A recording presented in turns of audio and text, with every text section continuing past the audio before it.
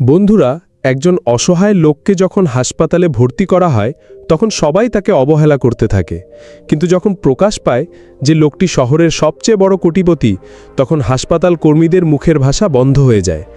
দিল্লির সবচেয়ে বড় সরকারি হাসপাতাল, এখানকার বাতাসে ওষুধের গন্ধ, রোগীদের আর্তনাদ আর ডাক্তার ও নার্সদের দৌড়ঝাঁপ মিশে থাকত।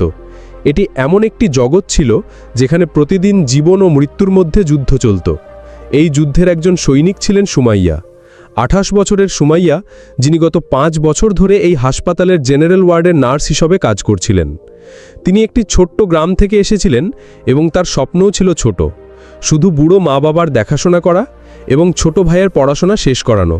সুমাইয়ার জন্য তার ডিউটি শুধু একটি চাকরি ছিল না, বরং একটি মিশন ছিল, যেখানে অন্য নার্সরা এবং কর্মীরা কাজকে বোঝা মনে করে তাড়াহুড়ো করে শেষ করতেন, সেখানে সুমাইয়া প্রতিটি রোগীর কষ্টকে নিজের মনে করে তাদের সেবা করতেন। তার এই নরম স্বভাব এবং দয়ার কারণে রোগীরা তাকে দিদি বলে ডাকত। কিন্তু হাসপাতালের ব্যবস্থা এবং কিছু কর্মীর কঠোর আচরণ প্রায়ই তার মনকে দুঃখিত করত, বিশেষ করে যখন কোনো পরিত্যক্ত রোগী আসত। একজন পরিত্যক্ত রোগী অর্থাৎ এমন একজন মানুষ যার এই দুনিয়ায় কেউ নেই, না কোনো নাম, না কোনো ঠিকানা, না কোনো আত্মীয়।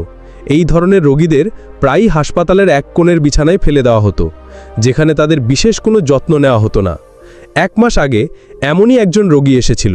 পুলিশ তাকে একটি পার্কের বেঞ্চে অজ্ঞান অবস্থায় পেয়েছিল। একজন বৃদ্ধ, প্রায় 70 বছর বয়সী। তার পোশাক বেশ ভালো ছিল, কিন্তু তার অবস্থা খুবই খারাপ ছিল। তার কাছে এমন কিছুই ছিল না যা থেকে তার পরিচয় জানা যায়। ডাক্তাররা জানিয়েছিলেন যে তার ব্রেন হ্যামারেজ হয়েছে এবং তিনি গভীর কোমায় আছেন। তার বেঁচে থাকার সম্ভাবনা প্রায় নেই বললেই চলে। তাকে পরিত্যক্ত মনে করে ওয়ার্ডের সবচেয়ে শেষ বিছানা বেড নাম্বার 24-এ রাখা হয়েছিল। সবার জন্য তিনি ছিলেন শুধু বেড নাম্বার 24, কিন্তু সুমাইয়ার জন্য তিনি ছিলেন একজন অসহায়, নিরুপায় মানুষ।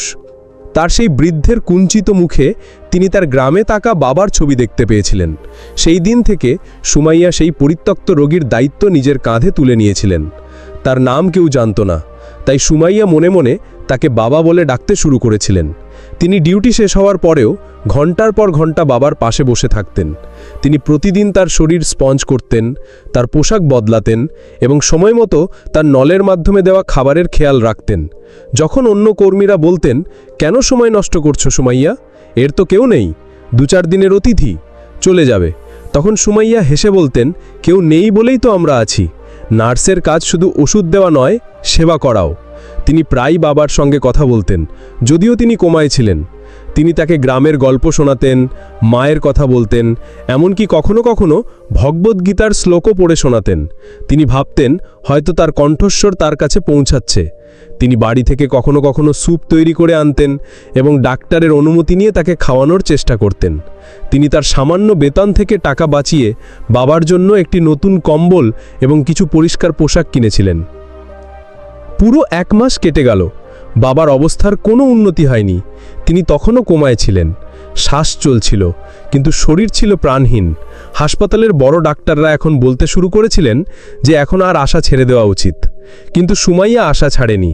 তিনি তখনও একই নিষ্ঠার সঙ্গে তার সেবা করে যাচ্ছিলেন। এবং তারপর একদিন সেই ঘটনা ঘটল, যা একটি অলৌকিক ঘটনার থেকে কম ছিল না।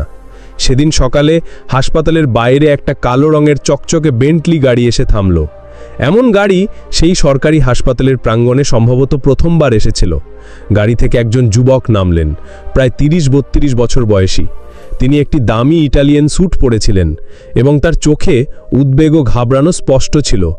তিনি ছিলেন রাজীব মেহরা, লন্ডনের একজন বড় ব্যবসায়ী, ভারতের শীর্ষ শিল্পপতিদের একজন। তিনি দৌড়ে হাসপাতাল রিসেপশনে পৌঁছালেন। তিনি তার ফোন থেকে একটি ছবি দেখিয়ে জিজ্ঞাসা করলেন, এই ব্যক্তি কি এখানে ভর্তি আছেন? এনার নাম শফিক মেহরা, এনারা গত 1 মাস ধরে নিখোঁজ আছেন। রিসেপশনিস্ট ছবিটা দেখলেন এবং রেজিস্টারে নাম খুঁজতে লাগলেন। না স্যার, এই নামে কোনো রোগী এখানে নেই। রাজীবের মন ভেঙে পড়ল। গত 1 মাস ধরে তিনি তার বাবাকে পাগলের মতো খুঁজে চলেছিলেন। শফিক মেহরা, তার বাবা, একজন স্বাভিমানী মানুষ। কয়েক বছর আগে ব্যবসার বিষয়ে বাবা ছেলের মধ্যে মনোমালিন্য হয়েছিল এবং রাজীব লন্ডনে চলে গিয়েছিলেন, কিন্তু তিনি তার বাবাকে খুব ভালোবাসতেন। যখন তিনি তার নিখোঁজ হওয়ার খবর পেলেন, তখন তিনি সব কিছু ছেড়ে ভারতে চলে এসেছিলেন। তিনি হতাশ হয়ে ফিরে যাওয়ার জন্য প্রস্তুত হচ্ছিলেন। তখনই একজন ওয়ার্ড বয় ছবিটা দেখে বললেন, আরে সাহেব, এই মুখ তো চেনা চেনা লাগছে, এ তো আমাদের ওয়ার্ডের বেড নাম্বার 24-এর পরিত্যক্ত বাবা।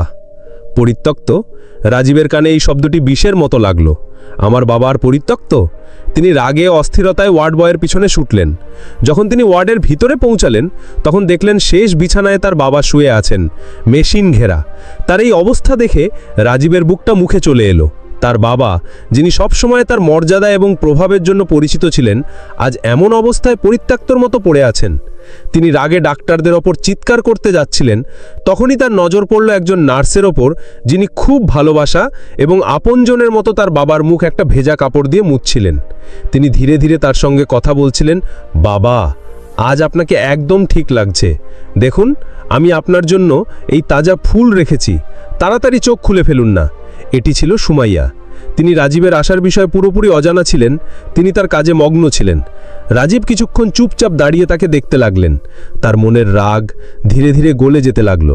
তখনই সেই ওয়ার্ড বয় রাজীবের কাছে এসে ধীরে বললেন, স্যার, যদি আজ আপনার বাবা জীবিত থাকেন তবে শুধু এই সুমাইয়া দিদির জন্য। যখন সবাই আশা ছেড়ে দিয়েছিল তখনও তিনি একা একজন আপন মেয়ের মতো তার সেবা করেছেন। তিনি তাকে বাবা নাম দিয়েছেন। রাজীবের চোখ ভিজে গেল। তিনি ধীরে ধীরে সুমাইয়ার কাছে গিয়ে দাঁড়ালেন। সুমাইয়া কাউকে তার পিছনে দাঁড়িয়ে থাকতে অনুভব করলেন এবং ঘুরলেন। একজন অচেনা ধনী মানুষকে এত কাছে দেখে তিনি একটু ভয় পেলেন। জি, বলুন। রাজীব হাত জোড় করলেন। আমার নাম রাজীব মেহরা, আর এই পরিত্যক্ত রোগী যাকে আপনি বাবা বলছেন, তিনি আমার বাবা শফিক মেহরা। সুমাইয়ার চোখ বিস্ময় বড় হয়ে গেল। কি, আপনার বাবা? তাহলে আপনি এতদিন কোথায় ছিলেন? তার কণ্ঠে অভিযোগ ও রাগ ছিল। রাজীব চোখ নামিয়ে ফেললেন। আমি লন্ডনে ছিলাম।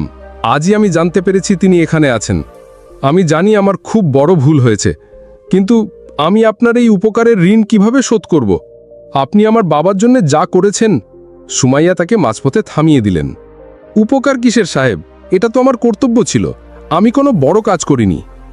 রাজীবের মনে হলো যেন এই সাধারণ নার্সের সামনে তার কোটি কোটি টাকার সাম্রাজ্য, তার সমস্ত সম্পদ, সবকিছু বামন হয়ে গেছে। তিনি তৎক্ষণাৎ তার ফোন থেকে দেশের সবচেয়ে বড় প্রাইভেট হাসপাতালে কথা বললেন এবং একটি এয়ার অ্যাম্বুলেন্সের ব্যবস্থা করতে বললেন। তারপর তিনি সুমাইয়ার দিকে ফিরলেন। সুমাইয়াজি, আমি আমার বাবাকে এখান থেকে নিয়ে যাচ্ছি, কিন্তু যাবার আগে আমি আপনার জন্য কিছু করতে চাই। তিনি তার চেকবুক বের করে একটি বড় অঙ্কের চেক কেটে সুমাইয়ার দিকে বাড়িয়ে দিলেন। এটি আমার তরফ থেকে একটি ছোট্ট উপহার। সুমাইয়া হাত পিছনে করলেন। মাফ করবেন সাহেব, আমি এটা নিতে পারবো না। আমি যা সেবা করেছি তা টাকার জন্য নয়। রাজীব জোর দিলেন, কিন্তু আমি আমার মনের শান্তির জন্য এটা করতে চাই। সুমাইয়া দৃঢ়ভাবে বললেন, যদি আপনি সত্যিই কিছু করতে চান তবে শুধু এই দোয়া করুন যেন বাবা তাড়াতাড়ি সুস্থ হয়ে যান। আমার জন্য এর থেকে বড় কোনো পুরস্কার নেই। পুরো হাসপাতাল প্রশাসন এবং বাকি স্টাফ এই দৃশ্য দেখে হতবাক হয়ে গিয়েছিল। যে পরিত্যক্ত রোগীকে তারা বোঝা মনে করছিল, তিনি যে দেশের এত বড় শিল্পপতি হবেন কেউ ভাবেনি। আর যে নার্সকে তারা পাগল মনে করত, তিনি আজ সেই কোটিপতির সামনে একজন দেবীর মতো দাঁড়িয়েছিলেন। রাজীব সুমাইয়ার এই নিঃস্বার্থতার সামনে নতজানু হয়ে গেলেন। তিনি কিছু ভাবলেন এবং তারপর এমন একটি সিদ্ধান্ত নিলেন যা সেখানে উপস্থিত প্রতিটি মানুষকে অবাক করে দিল। তিনি হাসপাতালের ডিনকে তার কাছে ডেকে বললেন, ডিন সাহেব, আমি আমার বাবা শ্রী শফিক মেহরার নামে এই শহরে একটি সুপার স্পেশালিটি চ্যারিটেবল হাসপাতাল তৈরি করতে চাই, যেখানে প্রতিটি গরিব এবং পরিত্যক্ত রোগীর বিনামূল্যে চিকিৎসা হবে। এবং আমি চাই সেই হাসপাতালের প্রধান ট্রাস্টি এবং হেড অ্যাডমিনিস্ট্রেটর হবেন সুমাইয়াজি। এটি শুনে সুমাইয়ার পায়ের নিচের মাটি সরে গেল। আমি সাহেব, আমি তো একজন সাধারণ নার্স। আমার পক্ষে এত বড় দায়িত্ব কিভাবে সম্ভব হবে? রাজীব হাসলেন। সুমাইয়াজি, যে মানুষ কোনো সম্পর্ক ছাড়া, কোনো আশা ছাড়া কারো এতটা সেবা করতে পারে, তার থেকে বড় দায়িত্ব এই দুনিয়ায় কেউ সামলাতে পারে না। আপনার মানবিকতাই আপনার সবচেয়ে বড় যোগ্যতা। আর হ্যাঁ, আপনার পরবর্তী পড়াশোনা, হাসপাতাল ম্যানেজমেন্টের কোর্স সব বিদেশে হবে। এর সমস্ত খরচ মেহরা ফাউন্ডেশন বহন করবে। সুমাইয়ার বলার মতো কোনো শব্দ ছিল না, তার চোখ থেকে শুধু অশ্রু ঝরছিল। কয়েক মাস পরে শফিক মেহরা পুরোপুরি সুস্থ হয়ে গেলেন। বাবা ছেলের মধ্যে দূরত্বও মিটে গেল। তারা সুমাইয়াকে নিজের মেয়ের মতো গ্রহণ করলেন এবং কয়েক বছর পরে শহরের মাঝখানে একটি অসাধারণ শফিক মেহরা চ্যারিটেবল হাসপাতাল দাঁড়িয়ে গেল, যার ডিরেক্টর ছিলেন সুমাইয়া। তিনি আজও ততটাই নরম এবং দয়ার সঙ্গে রোগীদের সেবা করেন, কিন্তু এখন তার কাঁধে হাজার হাজার বাবা এবং আম্মার দায়িত্ব। তাহলে বন্ধুরা, এই গল্প আমাদের শেখায় যে নিঃস্বার্থভাবে করা সেবা কখনো বৃথা যায় না। উপরওয়ালা আপনার ভালো কাজ দেখছেন এবং সঠিক সময় সঠিকভাবে তার ফল নিশ্চিতভাবে দেন। এতটাই দেন যে আপনি কল্পনাও করতে পারেন না। যদি সুমাইয়ার এই গল্প আপনার হৃদয়ে মানবতার একটি ছোট্ট আলো জ্বালিয়ে থাকে, তাহলে এই ভিডিওটি লাইক করুন। আপনি কোথা থেকে ভিডিওটি দেখছেন কমেন্টে জানান, এবং এমন আরও গল্পের জন্য প্লিজ আমাদের চ্যানেলটি সাবস্ক্রাইব করতে ভুলবেন না।